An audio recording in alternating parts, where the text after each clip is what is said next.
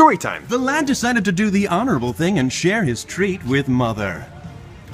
Oh, story time. It was clear that a romance was blossoming between them. No! A romance lasting a lifetime. Story time. She stared at the gown and thought, yes, this is something my husband would wear. Story time. Sadly, only one cookie remained in the store. Sorry, boys. Daddy's getting that cookie. Story time. The man came to the bus stop every day to pick up hot chicks. Story time. This was the moment the lad would propose to the girl. No.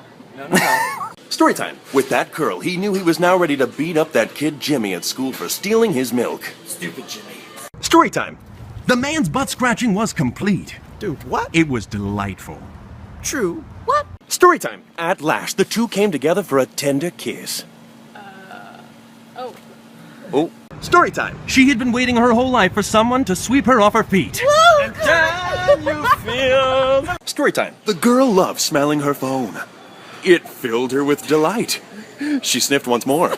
Story time. The man knew exactly what to do to embarrass his son. Story time. She heard that a kick would release a free movie. She heard wrong. Story time. It became clear to them that one of them had let out a huge fart. Story time. The man was about to step on a snake! On a snake! But he missed it.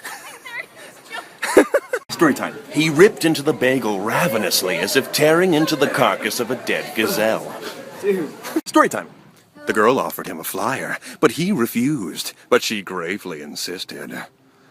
Story time. And that's when they became horribly lost. Are we lost? No. He lied. Stop it. Story time. The teacher slaved over the board. She stared at Thomas with a mighty rage. Story time. As he squeezed the melons, he pictured them as the hearts of his enemies. Story time. She then discovered a booger residing in her nose. It would never be removed. Story time. The store clerk believed he had put the wrong cans on the shelf. But he was right all along. Story time. He looked out at the field of beheaded warriors, and in his hands he held the head of the Pumpkin King. He had won.